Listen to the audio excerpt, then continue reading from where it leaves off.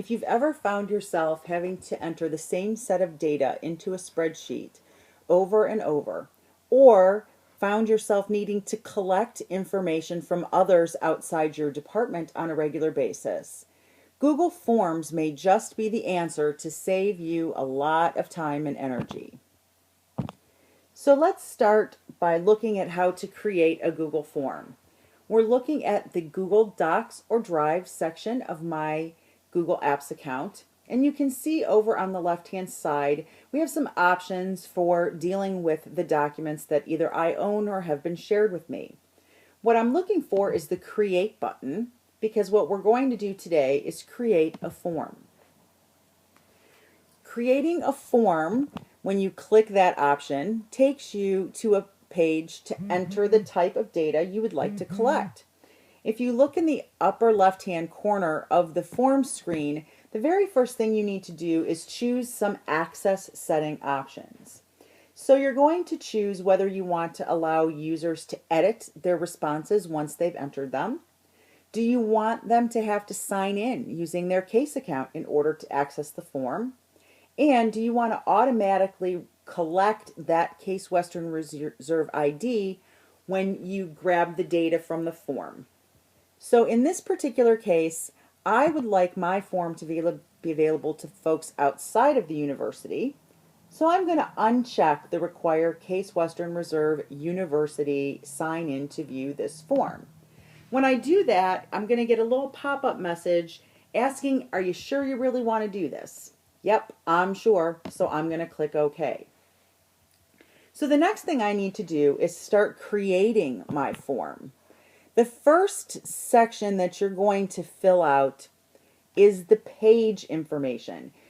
Google Forms really lets you create some advanced survey or form options by having different pages for different types of data.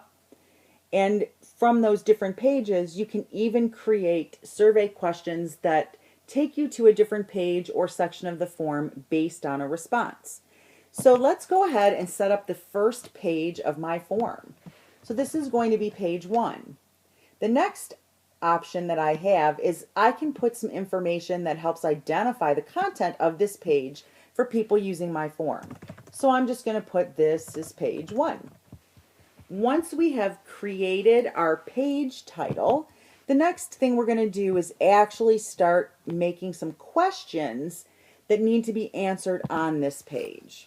So I'm going to title my question, Question 1. And much like the page options, I have the ability to enter some text to help describe that particular question. So my help text is going to be Question 1 data. And then I can choose the type of question that I would like to have this be. So I can have it so that the users are entering text into that field, which is short answers, paragraph text, which is longer answers, multiple choice questions, and on the multiple choice question, I then have the ability to go to a page based on the answer chosen. I can choose checkboxes. I can have my folks choose from a list. I can provide a scale, or I can provide a grid for the question. In this case, I just want a short text answer, so I'm going to choose text, and that gives a box where the end user can type in the answer. I can choose whether or not to make this question required. If I choose make this question required, users filling out the form will not be able to save their answers unless they fill out this particular question. And when I'm done configuring my question, I can simply click done. So now you see we have a very simple form, page 1, question 1. We have a sample question 2 here, and if I want to change the information in that sample question, I can click the edit button and my question title. So we're just going to make this question 2, and then my help text is going to be question 2 data. And my question type, again, I can choose from various types of questions. We're going to leave this as paragraph text. I don't need this to be required, so I'm done with this particular question. Next, I want to add another page. So I'm going to go up to the upper left-hand corner of the screen, and in the upper left-hand corner of the screen, I have the choice to add an item. So I'm going to click Add Item, and I can add questions, or I can add another header, or I can add a page break to give me another page. So I'm going to add a page break, and now I have the option to enter information about my new page. So I'm going to enter my page title, page 2, and I'm going to enter my description, page 2 goes here, and now I'm done creating that new page. Now you'll see that once I create a new page, I have another option that pops up over on the right. So it's asking me, after a user finishes page 1, what do I want them to do? Do I want them to continue on to the next page? Do I want them to go back to page 1 or go to page 2? So if I had 3 pages to the form, I could say after page 1, I want my users to go to page 3, and it would skip all of the questions on page 2. So now that I have page 2 completed, I want to enter some additional items. So I'm going to add an item, and I'm going to add a question, and again I'm going to just make it a text question. So this is going to be the first page 2 question, and help text enter items here. And in this case, I want this to be a checkbox. So I'm going to choose, do I want option 1, option 2, and I want to add other. And when you add other, it gives the end user a chance to put something in there outside of the options that you've given them. So now I'm going to click done. So just as an example, we're going to go back into page 1. And in page 1, I'm going to add an item, and I'm going to add a multiple choice question. And we're going to just pull this question back up into page 1. And this is going to be multiple choice. And my help text is going to be enter text here. And my multiple choice answers are going to be option 1 or option 2. And here I can say go to page based on answer. Clicking go to page based on answer, for each answer I can choose continue to the next page or go to page 2. So if I had 3 pages, option 2 could say go to page 3.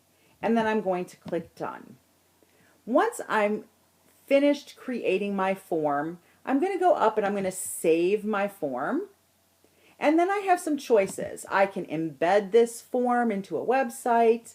I can edit the confirmation screen that folks see after they've completed the form. And in this case, I'm going to decide to not go to the embed screen. I can email this form out to people, or I can share the form on Google+. But what I want to see is what happens to that data once the form has been created. So I'm going to go back into my documents in my drive, and I'm going to look for a form that may have been created as a result of my. So as I scroll through my list, it's not apparent to me which of these documents is attached to my form. So let's make it easy. Let's go back to our edit form, and let's go to the See Responses option and choose Spreadsheet. When I click that, it takes me into a Google spreadsheet that will record all of the answers to the form. Now we want to make that spreadsheet easy to find so that when we need to look at the information, we know which one of our spreadsheets matches that form. So you can see that there's a title to the spreadsheet, and right now the title just says page 1. which is why it was so difficult for me to find it in the list. So instead of page 1, we're going to click there and we're going to rename the spreadsheet to Sample Form Spreadsheet. So that'll make it easy for us to find that in our list later on. So I'm going to close this form editing window for a moment, and we're going to look at our sample form spreadsheet. Now I want to be able to fill in information in this spreadsheet, and I want to be able to use my form to do it. So you can see there's an option at the top of the spreadsheet that says Form.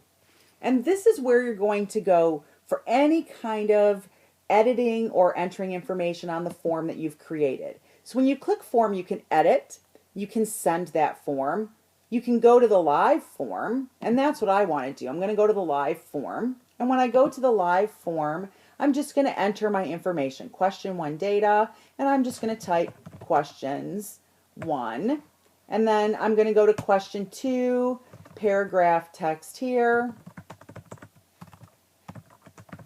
and then I'm going to go to my multiple choice, and then I can enter text and click my button.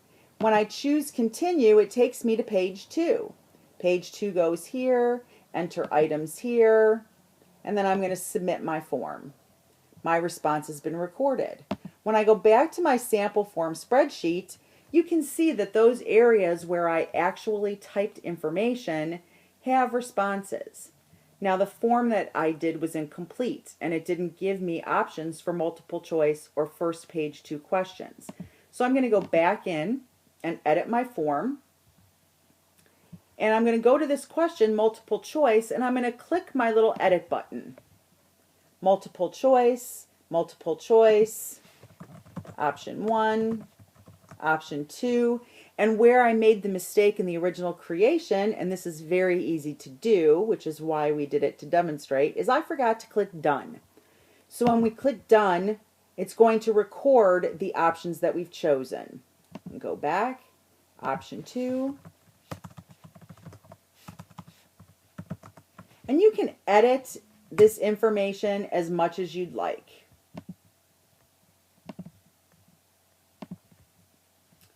Page 2 options, let's edit this question, paragraph, and we're going to edit here, and we're going to have 1, 2, 3, and done. And now we're going to save this form to save our changes. Let's close the form, go back to our spreadsheet, go to live form. Question 1, lots of text here. Here we're going to click option 1 and continue on to the next page. And then here we're going to just click another option and submit. We get the confirmation page. Now if you go back to your sample form spreadsheet, you're going to see you have the information there that was entered the first time and the second time. And one important thing to note is that the form automatically puts a timestamp in to show you the date and time that that entry was made. So that's Google Forms in a nutshell. I hope you can find many uses for this to make your life much easier. Thanks for watching, and we'll see you with the next video.